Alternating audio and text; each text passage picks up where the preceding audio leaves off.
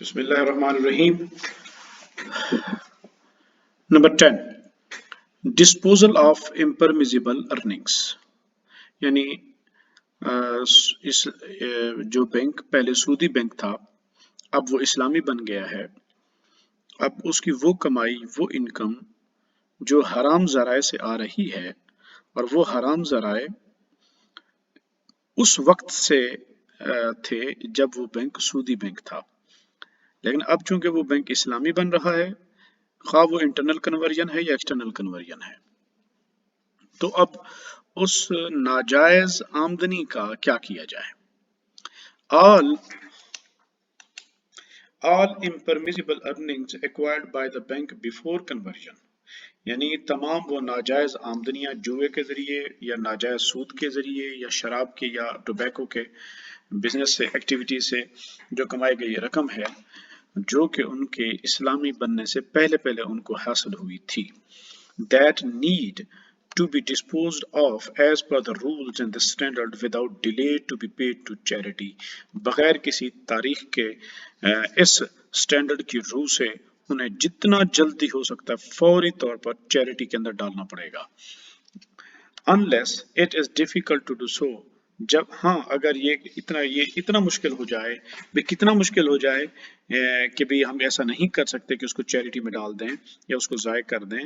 where complete disposal promptly will lead to the collapse of the bank or bankruptcy، کہ وہ amount اتنی بڑی ہوں کہ اس سے بینک یا تو بیٹھ جائے گا، ختم ہو جائے گا، یا وہ بینک کرپٹ ہو جائے گا. تو اس صورت میں پھر کیا ہے، چونکہ وہ مجبور ہو جائے گا اس طرح.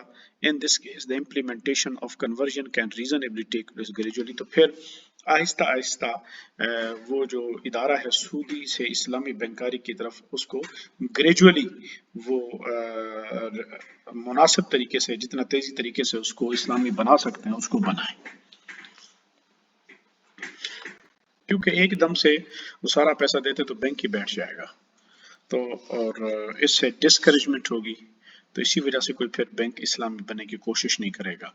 اب سودی ماحول ہو تو سودی ماحول کے اندر اب سب کو پتہ ہونا چاہیے کہ احناف کیا کہتے ہیں.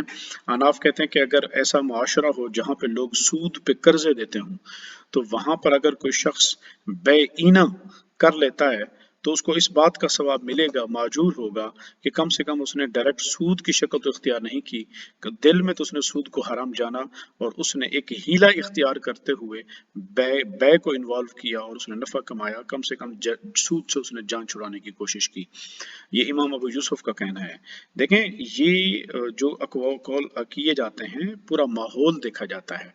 اس وقت جو آپ کے ہاں اکانومیز کا ماحول بنا ہوا ہے پورا سودی ماحول ہے، بینک سارے کے سارے بہت سارے جو ہے وہ جو ڈومینیٹ کرتا ہے وہ سودی بینکنگ ہے. اب سودی بینکنگ کے ماحول کے اندر اگر کوئی اسلامی بینک بننے کی طرف آتا ہے، اگر اس کو کہتے ہیں کہ ساری حرام انکم کو نکال دو اور وہ بینک بینکرپٹ ہو جاتا ہے تو پھر کوئی بھی سودی بینک اسلامی بینک بننے کی طرف آئے گا ہی نہیں. وہ کہیں گے ہم تو ضائع ہو جائیں گے، ہم تو بزنس سے باہر نکل جائیں گے، ہمارا تو بینک ہی ختم ہو جائے گا، تو بہتر ہے کہ ہم اسلامی نہ ہی ہوں. تو اس طرح اس سے ماحول کے اندر معاملات کو ریشنل طریقے سے چلانا، یا تو پھر یہ ہو کہ بھی گورنمنٹ خود اتنا ان کو سپورٹ کر دے یا سینٹرل بینک اتنا سپورٹ کر دے کہ بھی ان کو بیٹھنے ہی نہ دے، ان کو بینک کرپٹ نہ ہونے دے اور خود اتنا سپورٹ کرے. لیکن اتنی کہاں آج کل گورنمنٹ سردردی لیتی ہے. تو اس لیے پھر علماء یہ کہتے ہیں کہ کم سے کم ان کو تدریجاً ایک سسٹم ہے وہ خود بخود اسلام کی طرف چلے گا، پھر مستقبل انشاءاللہ بہتر ہو جائے گا کہ سارے کا سارا اسلامی ہو جائے گا. تو ریشنل سے کام کرنا پڑتا ہے. یہاں جذبات اتنا جذبات نہیں چاہیے ہوتے کہ ہم یہ چٹکیوں میں کر دیں گے. میں اسی لیے اب اپنے طلبہ سے کہتا رہتا ہوں کہ ادارے نظام ہمیشہ ایوالو کرتے ہیں، وہ ریولیوشن کے ذریعے اس طرح نہیں ہوتے. 10/2 Any interest and other than non-permissible earnings should be channeled to charity and general public utilities، یعنی تمام سودی اور ناجائز انکم جو ہے وہ کس طرف جانی چاہیے، چیریٹی کے چینل کو ہونی چاہیے یا پبلک کی ویلفیئر کے تحت اس کو خرچ کرنا چاہیے. It is not permissible for the bank to use this money directly or indirectly for its own benefit. اسلامی بینک کے لیے جائز نہیں ہے کہ وہ ناجائز انکم کو ڈائریکٹلی یا انڈائریکٹلی اپنے بہتری کے لیے اپنے مفاد کے لیے استعمال کرے. ان کو یہ جائز نہیں، وہ حرام ہے اسلامی بینک کے مالکان کے لیے.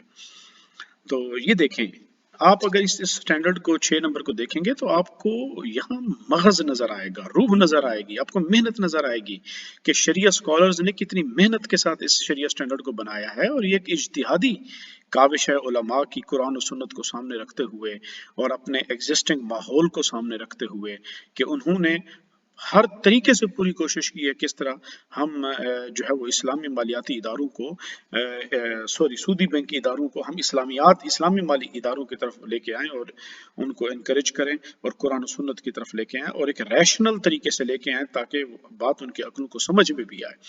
और उनको पूरी कोशिश करता है शरिया स्टैंडर्ड और उलमा ने कि उनको हराम कमाई से, सबसे पहला पॉइंट यही है कि हराम से पहला काम तो ये बिल्कुल छोड़ दो। अच्छा अगर ऐसा नहीं कर सकते तो चलो इतना कर लो। ये बिल्कुल इस्लामी एक रूह नजर आती है अहकाम की, क्योंकि इस्लाम के अहकाम के अंदर भी इतनी सख्ती इतनी नहीं है कि बिल्कुल चीजों को तोड़ दिया जाए। तो इस्लाम के अंदर जो एक रैशनल बिहेवियर है वो आपको शरिया स्टैंडर्ड के अंदर भी नजर आएगा।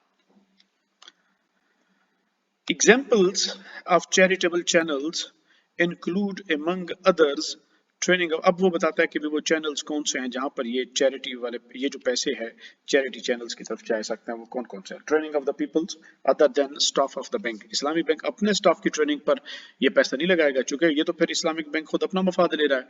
अपने स्टाफ के ऊपर वो अपना पैसा खर्च करे, वो चैरिटी वाला पैसा अपने स्टाफ की ट्रेनिंग पे नहीं लगाएगा। हाँ ये हो सकती है कि कॉलेजेस में जाके, यूनिवर्सिटियों में जाके पब्लिक अवेयरनेस फैलाने के लिए अगर वो करना चाहती है, और वो भी अपनी मार्केटिंग नहीं, इस्लामिक फाइनेंस की जनरल अवेयरनेस के लिए करना चाहती है तो वो कर सकते हैं। या और दूसरे ट्रेनिंग प्रोग्राम्स जो पब्लिक वेलफेयर के हों। फंडिंग रिसर्च स्कॉलर्स अगर कुछ सोसाइटी के लिए करना चाहते हैं उनको फंड प्रोवाइड कर दें। प्रोवाइडिंग रिलीफ इक्विपमेंट, जो लोगों को आसानी के लिए कोई जो है वो दे देना, मिसाल को बेघर लोगों को कुछ कैंप वगैरह खरीद के दे देना etcetera. Financial and technical assistance for Islamic countries, इस्लामी गरीब ममालिक होते हैं उनकी मदद कर देना।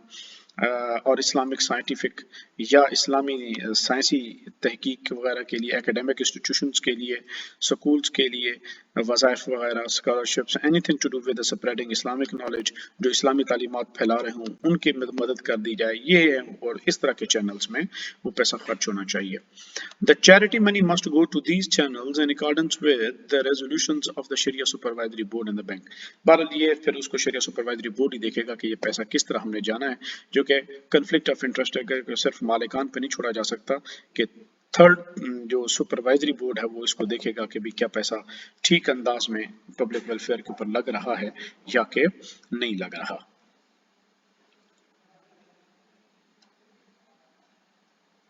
अच्छा ये जो कहा जाता है ना हराम पैसे को आप सदका करना, ये कहाँ से साबित है? देखें अहादीस मुबारक किताब सुनन दारक़ुतनी के अंदर एक रिवायत है। उसके अंदर ये रिवायत है कि हुजूर अलैहिस्सलाम भी मौजूद थे।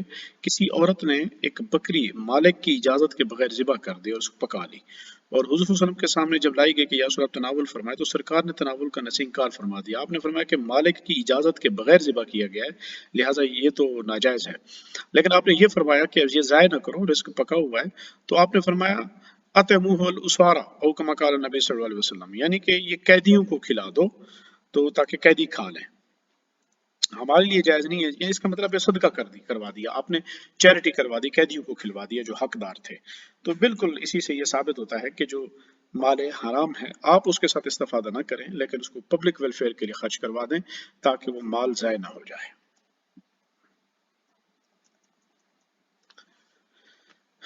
11 नंबर, ज़कात obligation on the bank before the decision to convert.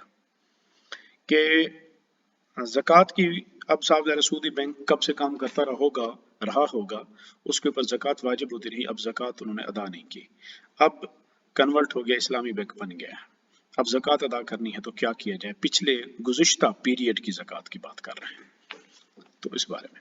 When the conversion is initiated by outsiders who acquired conventional bank for the purpose of converting it, then they are not obliged to make zakat payment for the past financial period because the zakat for the previous period is the liability of the previous owners। बिल्कुल ठीक है, क्योंकि अगर तो ये जो conversion हुआ है एक्सटर्नल हुआ है, यानी सूदी बैंक में जो है वो पुराने मालिकान ने नए मालिकान को बेच दिया, नए मालिकान ने अब उसको खरीदा है, तो अभी तो उनके उस इंस्टीट्यूशन के ऊपर साल ही नहीं गुजरा तो वो ज़कात कैसे दें, पिछले ज़माने की ज़कात कैसे दें, चूँकि उस वक्त ये माल उनकी मिल्कियत में नहीं था।